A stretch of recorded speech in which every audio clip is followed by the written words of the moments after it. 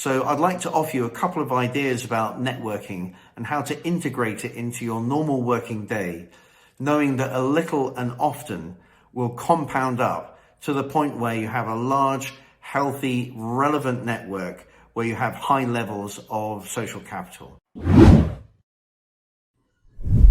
Hello, my name is Stephen Wright. I'm a career coach and I help high-achieving financial services professionals make their next smart move.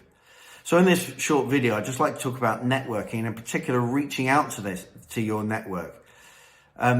During this time of the coronavirus, it's a great opportunity to reach out to those people on network and simply ask after them and wish them well.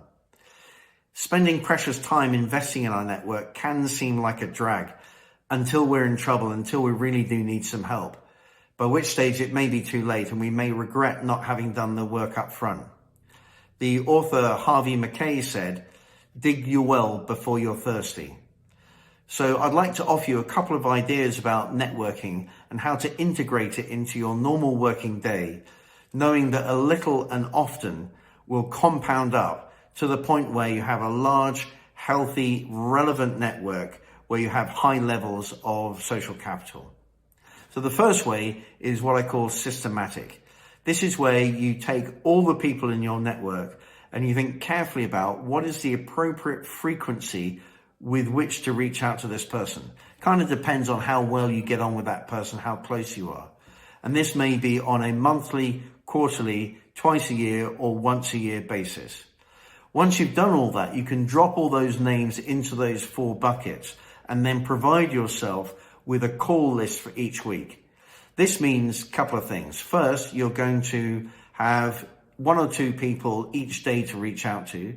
And secondly, you're going to know that because you're using this systematic method, you are making sure that everybody is going to get a call each year, and they're going to get a call at the appropriate level of frequency.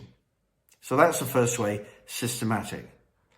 The second way is what I call event-driven. And there are 3 bits to event-driven. The first is personal.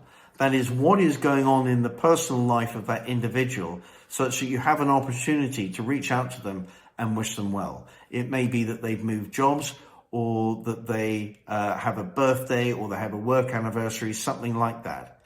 Assuming that this person is in your LinkedIn profile as a connection and they have put the information in, notifications within LinkedIn is a good way of helping you to prompt yourself on this. The second way is market-driven. So this is an event driven by what you see going on the markets. So if for example, you see that a particular company is making people redundant, then well, who do I know in that organization? You can then reach out to that person and say, "Hey, I saw this is going on. I hope you're well. Please let me know if I can help," and be proactive about reaching out to them in that event driven way. The third way of event-driven is opportunity, and that is that maybe by meeting somebody else or there's a conversation, you can see, okay, this is a way in which I can help that person. And so by effecting an introduction between 2 people, for example, if they're both open to it. So an opportunity to help serve that person. So there are the 2 ways, systematic and event-driven, with those 3 ways in event-driven.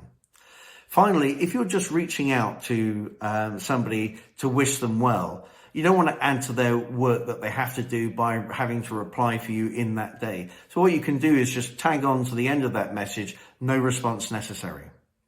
Finally, the whole ethos underpinning all this is that you're seeking to serve your network. You're seeking to remain in contact with those people, generate a sense of goodwill, and genuinely add value to people where you can.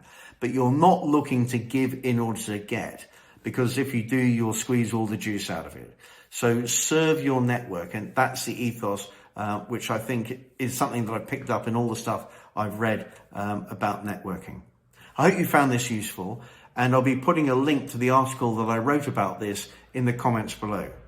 Also, if you go into my LinkedIn profile, into the articles section, you'll find a whole load of articles that I've written on job search, job interviews, and networking. So there's some good, useful background reading there as well. Thank you very much.